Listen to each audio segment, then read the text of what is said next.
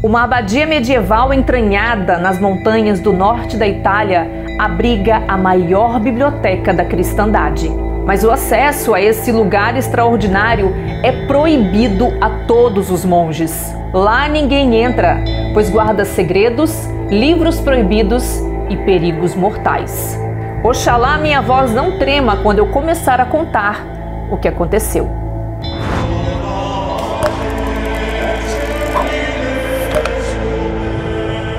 Saudações literárias!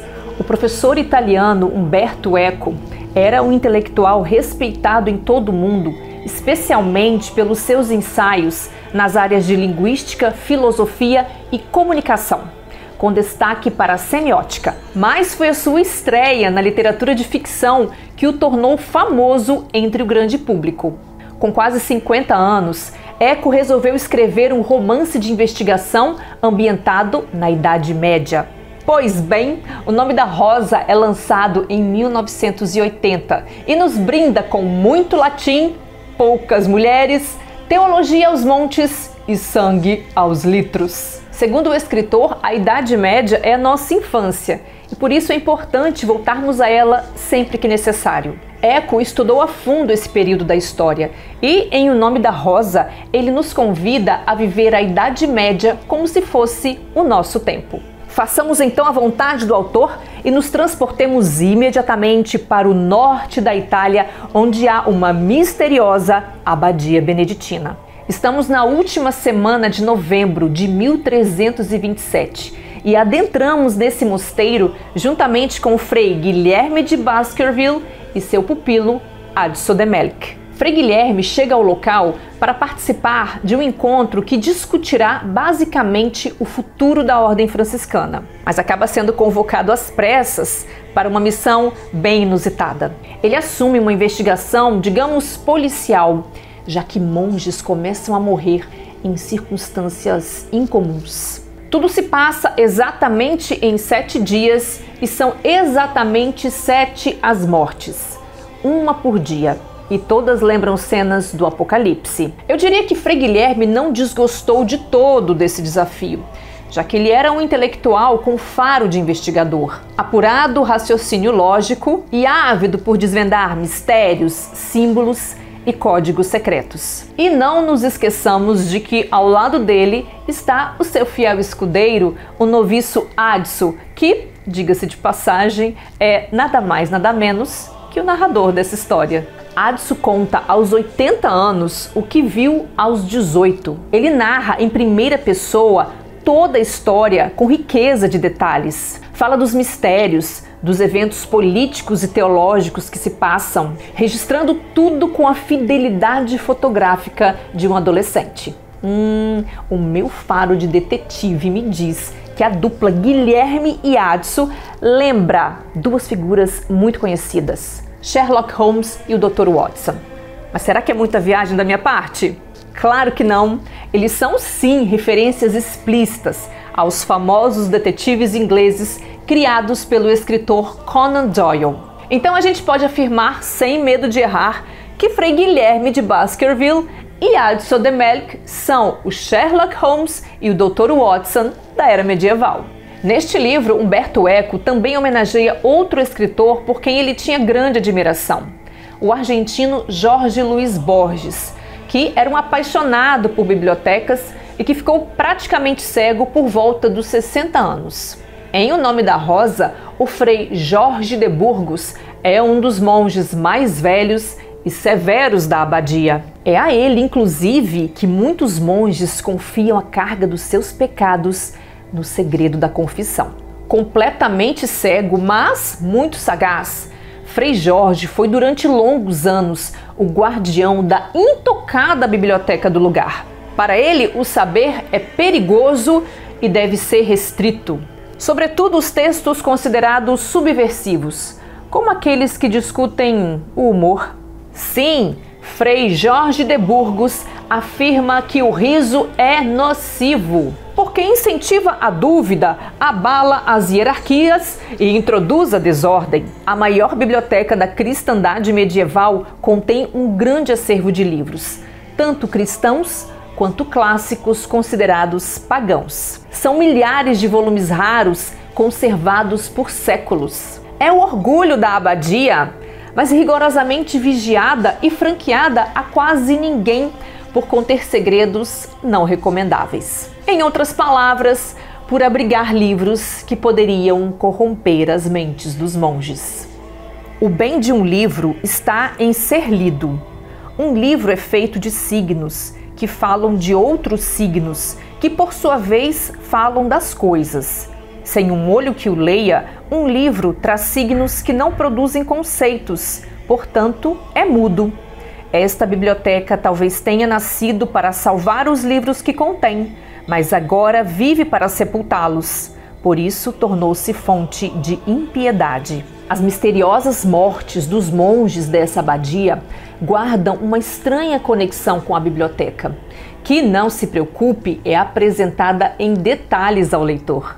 Trata-se, adianto, de um labirinto que esconde armadilhas e tesouros literários inimagináveis. Essa inquietante biblioteca era o lugar de um longo e secular sussurro, de um diálogo imperceptível entre pergaminho e pergaminho, uma coisa viva, um receptáculo de forças não domáveis por uma mente humana, tesouro de segredos emanados de muitas mentes, que sobreviviam à morte daqueles que os produziram ou lhes serviram de intermediários.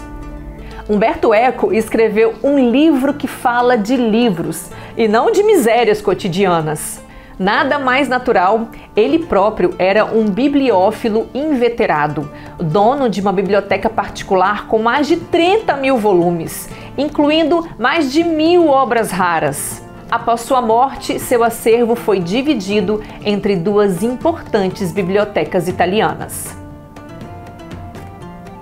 O Nome da Rosa também é um livro riquíssimo em fatos históricos reais, como as questões políticas envolvendo o Papa francês João XXII, que inclusive transferiu a sede da Igreja Católica de Roma para Avignon, na França. As desavenças dentro da ordem franciscana sobre a possível pobreza de Cristo, a mão pesada da Inquisição contra ordens consideradas heréticas dentro do cristianismo, tudo isso aparece vivamente nessa obra. Eco leu e releu crônicas medievais para adquirir o mesmo ritmo e candura da época. Fez longos fichamentos de todos os livros que poderiam ser encontrados em uma biblioteca medieval e debruçou-se sobre muitas pesquisas arquitetônicas. Ele se esforçou ao máximo para que seu livro fosse o mais medievo possível.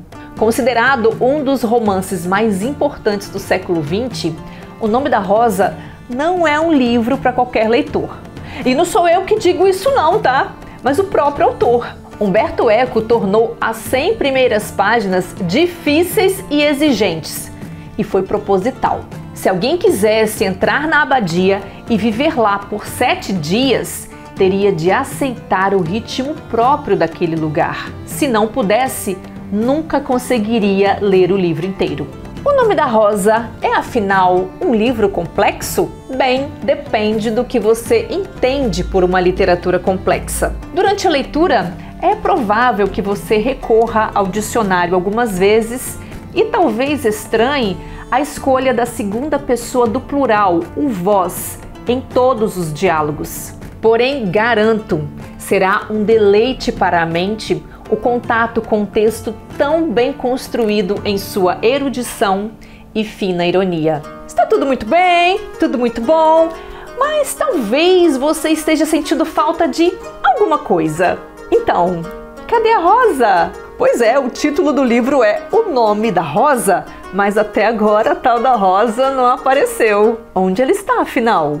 Digamos que ela esteja em todos os lugares e em nenhum. Tá. A história é um pouco filosófica mesmo. Fato é que, ao longo da obra, não existe referência alguma que justifique essa escolha. Isso até a última frase do livro, que obviamente não é escrita em língua vulgar, mas em latim. Stat rosa pristina nomine, nomina nuda tenemus. Em tradução livre e elegante, a frase significa: da rosa de outrora só nos resta o nome. Ou seja, a rosa vista como um objeto em si não existe mais, apenas a história da rosa. Uma possível interpretação seria que nós sabemos muito pouco do que aconteceu no passado. Os fatos se foram, não existem mais. E só podemos saber deles pelos nomes, pelas palavras e histórias contadas. Só que Umberto Eco tem uma explicação muito mais simples. Ele contou que o romance tinha outro título quando estava sendo elaborado: A Abadia do Crime. Bastante evidente, não? Era tudo menos o que o autor desejava. Ele procurava um título que confundisse as ideias, que desse liberdade de interpretação e que deixasse o leitor sem expectativas do que teria pela frente. A ideia de O Nome da Rosa surgiu quase por acaso e gostei dela porque a rosa é uma figura simbólica, tão densa de significados que quase não tem mais nenhum. Uma rosa é uma rosa é uma rosa. Com isso, o leitor ficava devidamente sem pistas, não podia escolher uma interpretação. Em 1986, O Nome da Rosa ganha a sua versão cinematográfica. O filme, um filmaço premiado, foi dirigido pelo francês Jean-Jacques Annaud e traz Sean Connery como Frei Guilherme de Baskerville e Christian Slater bem jovenzinho no papel de Adso de Melk. Vale a pena assistir. Umberto Eco foi um dos maiores e mais celebrados pensadores europeus do século XX. Ele teve uma longa carreira como professor universitário, tendo passado boa parte da sua vida acadêmica na Universidade de Bolonha, a mais antiga da Europa. Também deu aulas nas universidades de Harvard, Yale, Columbia, Toronto e no Collège de France. Na literatura foram mais de 30 livros publicados, a maioria de não ficção. Entre os romances destacam-se o mais famoso, claro, O Nome da Rosa, além de O Pêndulo de Foucault, O Cemitério de Praga e Número Zero, seu último livro, publicado no ano anterior ao de sua morte. Umberto Eco faleceu de câncer aos 84 anos. Ele morreu em casa, em Milão, Itália, em fevereiro de 2016.